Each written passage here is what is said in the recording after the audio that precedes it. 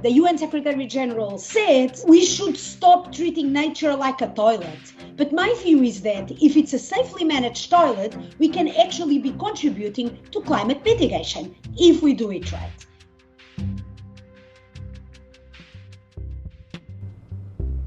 Well, COP26 is well underway, and what else will we be talking about today but WASH and climate change? Exactly. You are listening to WASH Works, a podcast from DevEx about how a lack of water and sanitation impacts the everyday lives of billions of people around the world and what can be done about it. I'm Amruta. I'm an associate editor here at DevEx. I'm based in New Delhi and I usually look at our global health coverage. On this podcast, I'm going to be doing what I do best, ask questions to Rebecca. And I'm Rebecca Roots, reporter and senior associate with DevEx based in Bangkok, and I've been covering WASH for around 3 years now. And today we're going to be joined by 3 guests who have a particular expertise on WASH and can tell us a little bit more about where it sits in the issue of climate change. And Rebecca, this is the first time that there's a water pavilion at COP, right? Why do you think that is and what are we expecting from it? So alongside the COP26 agenda and all the different events that there are, the WASH Pavilion has its own schedule of events that are really focusing and honing in on WASH and climate change as solutions, the challenges, the different innovations that are out there, and it's a full 2 weeks of programming. So the people that I've been speaking to these last few weeks have said that the space for water within the COP kind of realm has really grown exponentially when you compare it to previous years. And then what exactly are the WASH people saying? So, how exactly are the two issues connected and how are they going to make their case? Yeah, so basically 90% of extreme weather events affect water. So maybe there's floods or droughts or storms, and they might destroy water sources, contaminate them, or just generally make clean water really hard to find. And that's why there's this push from the WASH sector to make sure that any projects are taking that into consideration and thinking of climate resilience. But yeah, flooding is something that I've been seeing firsthand actually the past few days because we're right in the height of the rainy season here in Bangkok. And there's a big river that runs right through the city. And of course, as the rains come, the levels of the water in the river rise, and that's causing some flooding in and around that area. I actually went down to the riverbank the other morning just to see what that looked like.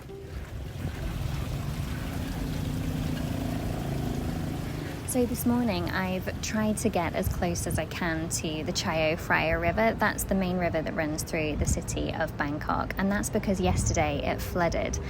So right now it's the rainy season in Bangkok, which means that most of the day it's beautiful sunny weather, but each day there's usually a massive downpour. It doesn't last too long, but it's really heavy rains, and that means that this main river is flooding once, maybe twice a day.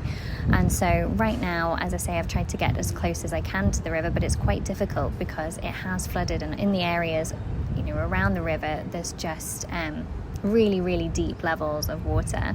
I'm looking out to a car park now, and I'd say it's coming up halfway on the car's tires. And I'm also sat on the steps of a building, and the water's already reached 1-2 of those steps, and there is a member of staff here trying to sweep it up, but I'm not sure what good that will do because obviously we're still in the height of the rainy season, so it's expected that there'll be another downpour later today. I did hear that the governor of Bangkok has come out and apologised for just not being prepared or properly predicting the levels of water that the city would see and not taking adequate mitigation measures. I think there was an expected area of flooding, but this latest flood yesterday has far exceeded that. Don't know if you can hear that now, but that is a motorbike trying to make its way through this massive pool of water. Much braver than I am. I don't know if I'd be able to brave that. He's driving very slowly. But yeah, last year on record was the worst for flooding in the whole Asia Pacific region. Bangkok's only 1.5 meters above sea level, so quite a low-lying city, so it's really affected by global warming.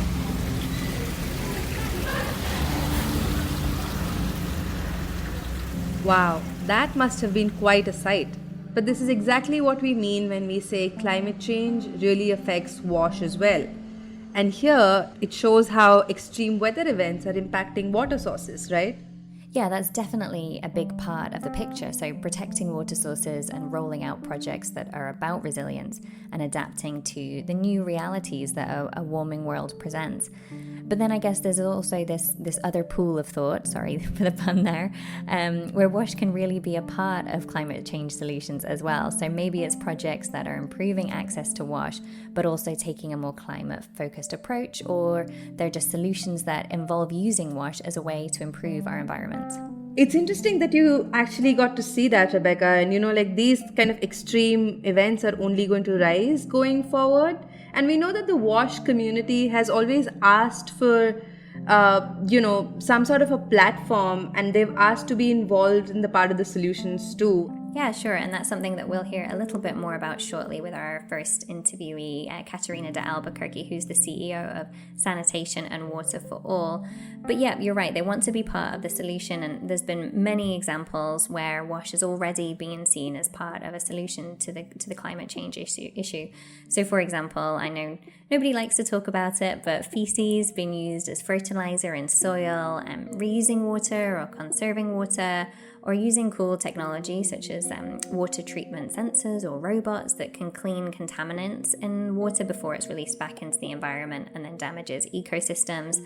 And then there's some initiatives that we've focused on covered before, where projects catch fog from the air and then use that moisture, turn it into water, treat it, manage it so that it then can be consumed. So there are some really cool innovations out there. The possibilities are endless. And as they say, it's better to use the waste before it hits the fan. So let's listen in to what Catarina has to say. And just to warn you, this next section contains some expressive terms for waste.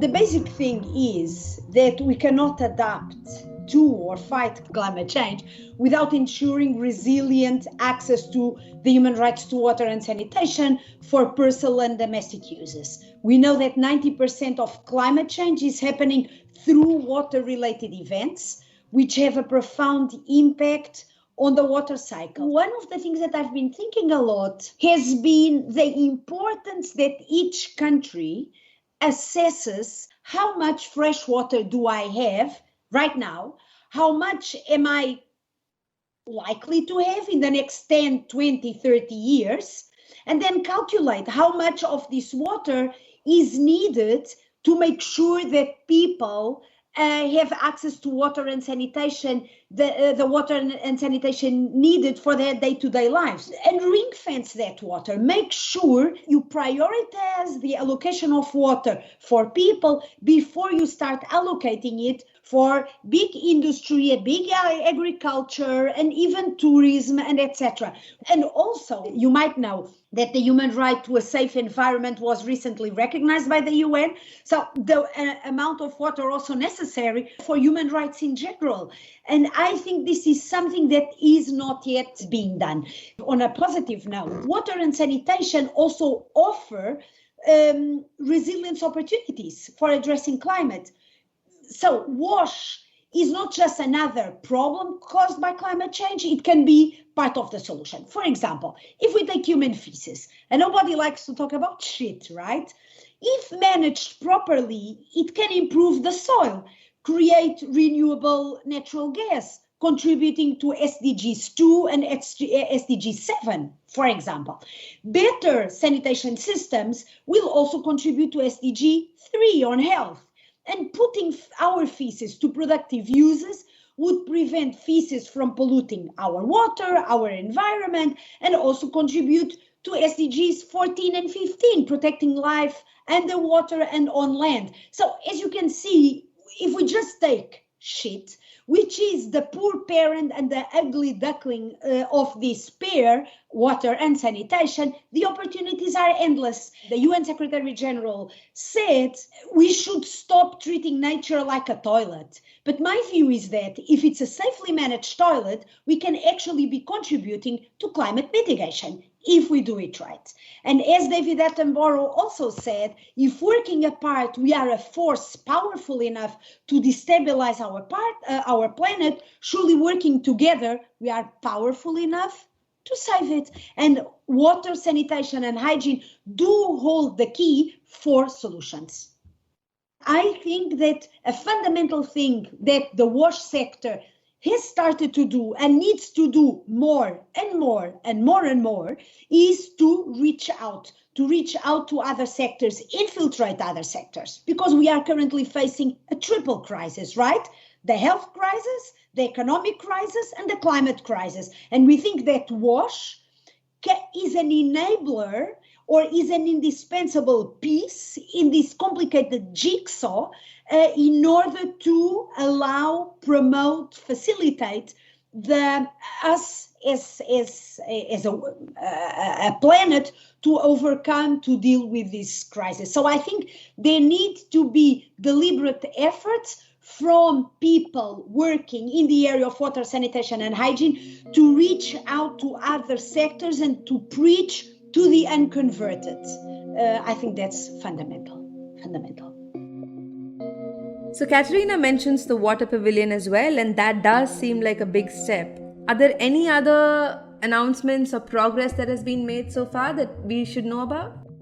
Yeah, so the last few weeks have been full of different announcements, obviously, from various countries and specifically related to climate change, but there have been a few that have been, looking at WASH as well. So there's the Resilient Water Accelerator, there's been the Glasgow Declaration for Fair Water Footprints, the International High-Level Panel on Water Investment for Africa, that just launched as well. So these are all initiatives that are looking to improve action that tackles both of these issues or provides funding or includes commitments from the private sector and from the public sector as well as to how they will bear water in mind in the future and try and look at climate change through that lens as well. Right, and in the middle of all of these announcements, there's also a sense of how are countries who had to face this issue before everyone else, how are they dealing with it? So how do we make sense of it? Who did you speak to kind of understand that better? Yep, so we were joined by Saleemul Huq, Director of the International Centre for Climate Change and Development in Bangladesh.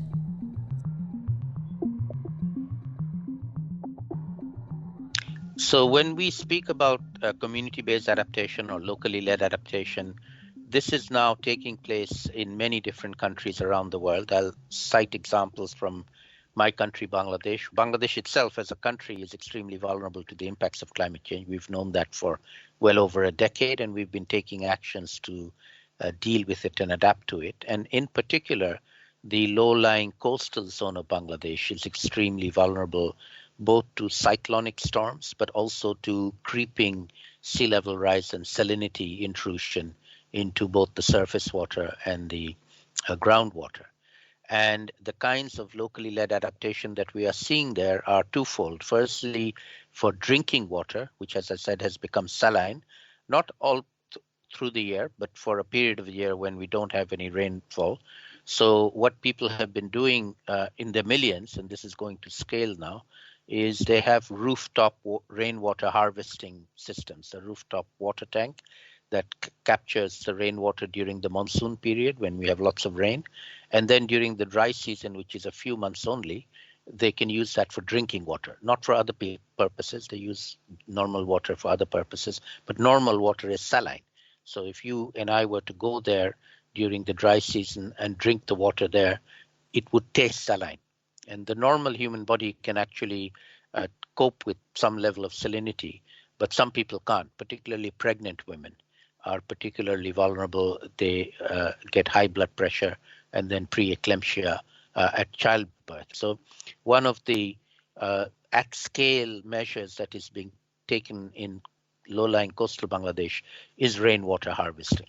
Another locally led but also centrally planned adaptation has been in promoting and growing saline-tolerant varieties of rice. The Rice Research Institute in Bangladesh has over time produced well over a dozen varieties of rice that can grow with higher levels of salinity in the soil and the water. And millions of farmers in millions of hectares are growing these saline-tolerant varieties of rice, even though they are more expensive. One problem with that is that the scientists, no matter how good they are always playing catch up. The salinity levels are are moving up faster than their ability to grow or produce rice varieties that can grow in saline conditions. So there's a limit to adaptation that can be done.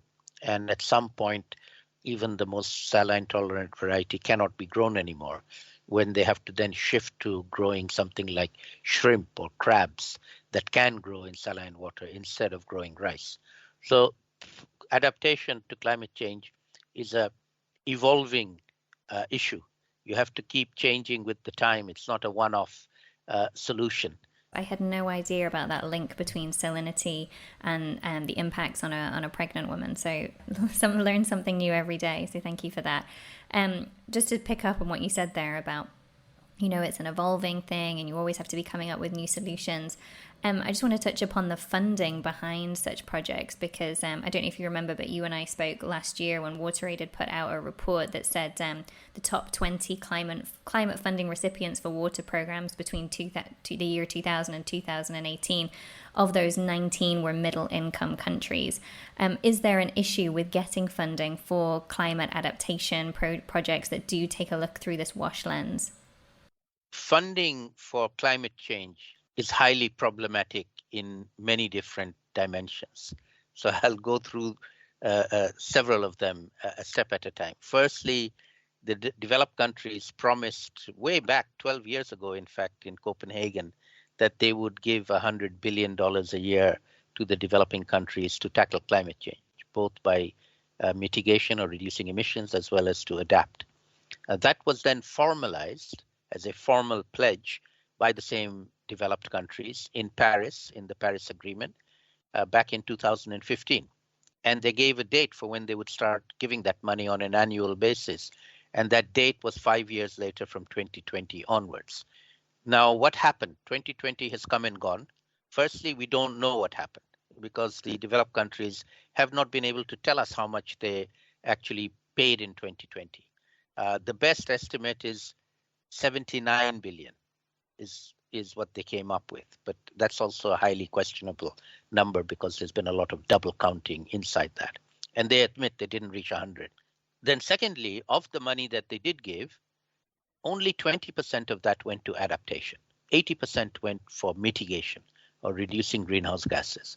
And I'll explain why that's the case. Mitigation projects generally are about renewable energy, solar or wind. And with renewable energy projects, which are good projects, and nothing against them, they actually generate an income by selling energy and therefore are in a position to pay back loans. So the money for mitigation is given as loans, which the recipient has to pay back. When it comes to providing funding for adaptation to the most vulnerable poor people to deal with floods or cyclones or droughts or heat waves, they're not generating money to pay back a loan. The poor people can't take a loan. And in fact, it's immoral. Why should they have to take a loan to deal with the impacts of climate change that they didn't create? So they need grants. And that has to come from the public purse, not from private sources. And therefore, that's one reason, my reason, for why the developed countries favor giving money for mitigation, because they can give it as loans, and don't give money for adaptation because it has to be given as grants. Then there's another layer, which comes to your question. How much of that money actually reaches the most vulnerable people, whether it's for WASH or for agriculture or for whatever reasons they need it for adapting to the conditions they're in?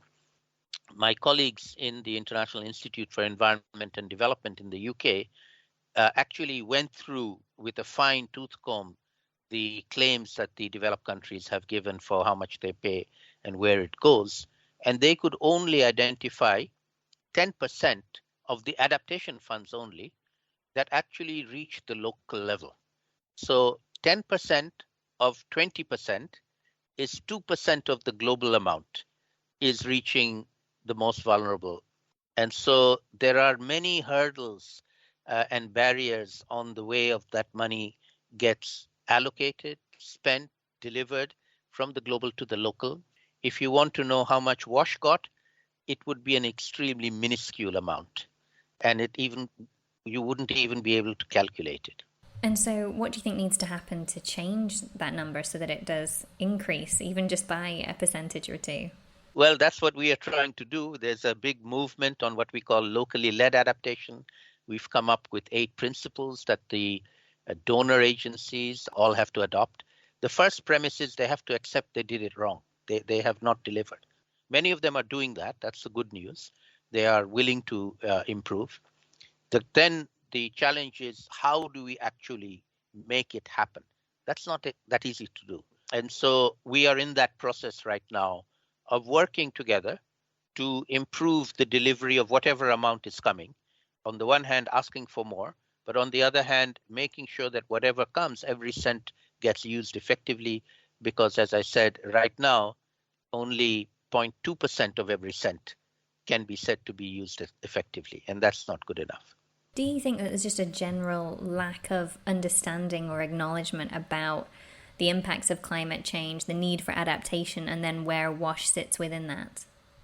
Very much so. It's a lack of understanding, a lack of working with the vulnerable communities. So there's a very hardwired paradigm in the development assistance world that experts always know best. And experts don't need to ask local people.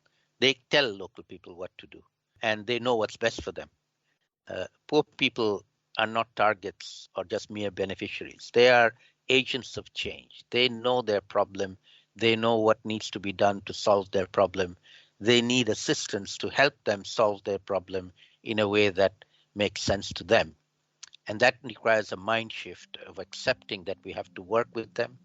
We have to involve them. We have to get them to tell us what they want. And then together with them, find out what's the best way to address the issues. It takes time. It's not easy to do, but it ensures effectiveness of the outcomes that the traditional paradigm has not shown any effectiveness or very little effectiveness.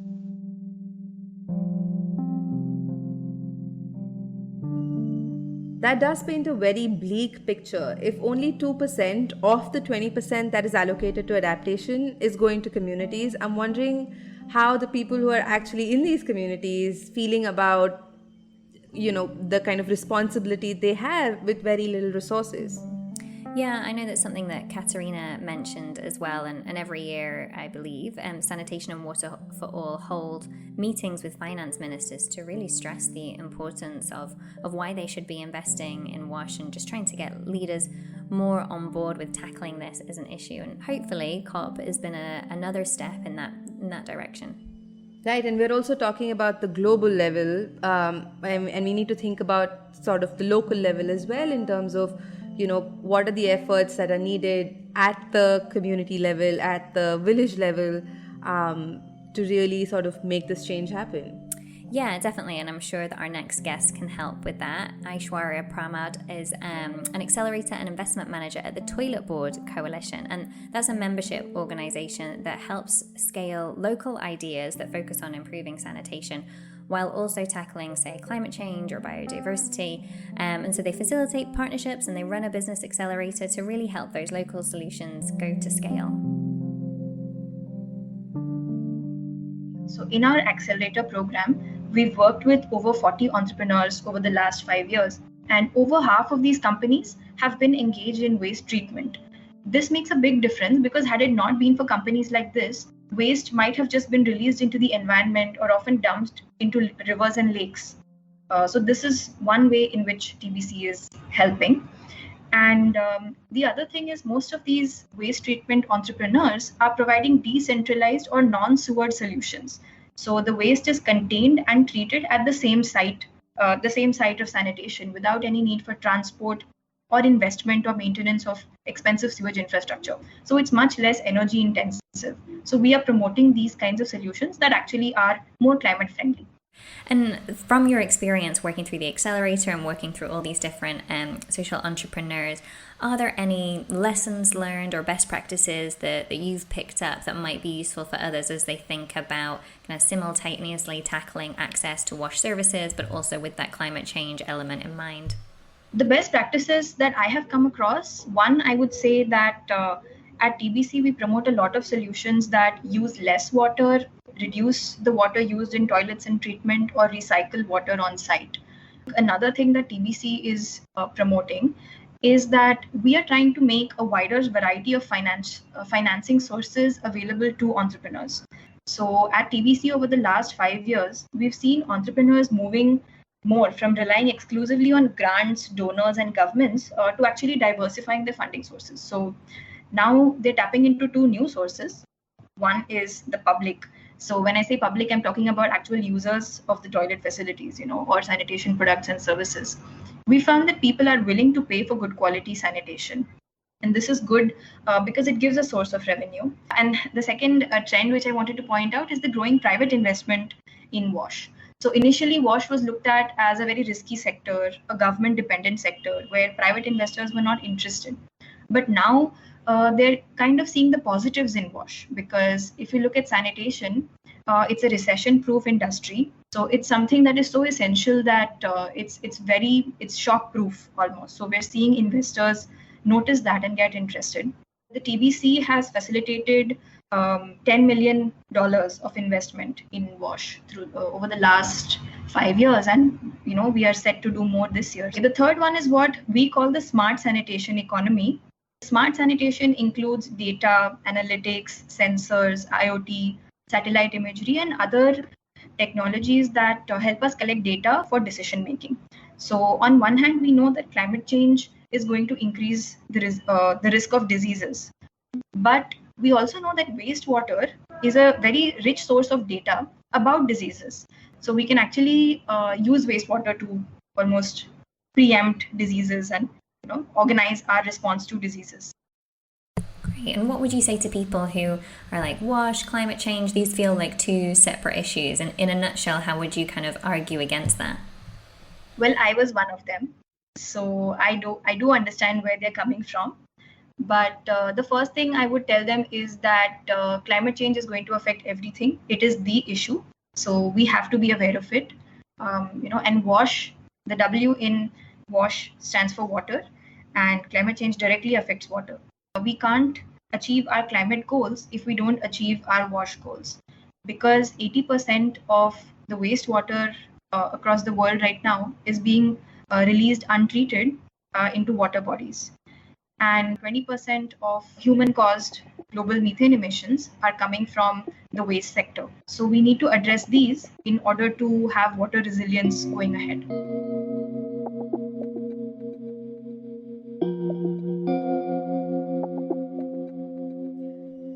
I'm going to put on my cynical journalist hat now. And I feel like in the development sector, business accelerators are always such a big deal, but we rarely hear about what actually happened to these ideas once they're past the accelerator stage. Yeah, I know what you mean. And, we're always hearing of great local ideas that are just so local, and you wonder, will they ever manage to reach that wider scale? But hopefully that's something that maybe COP has helped with this year. Hopefully it's provided an opportunity to showcase more of these examples, and maybe as the financing increases for the sector, so too will some of these solutions. That is the hope. And here at DevX, we're going to keep covering the next few days of COP, and we look at how WASH and climate change policies, are announced, if there's anything in that links to health and climate change, and how WASH plays a role in it. So that's it from us today. If you were at the pavilion or at COP and just have some thoughts that you'd like to share with us, then please do. You can do so on social media, tagging @DevX, or by using the hashtag WashWorks. And you're always welcome to visit our site, which is washworks.devx.com. But that's it for this week. Thank you very much for listening, and do join us next time where we'll be discussing WASH and peace.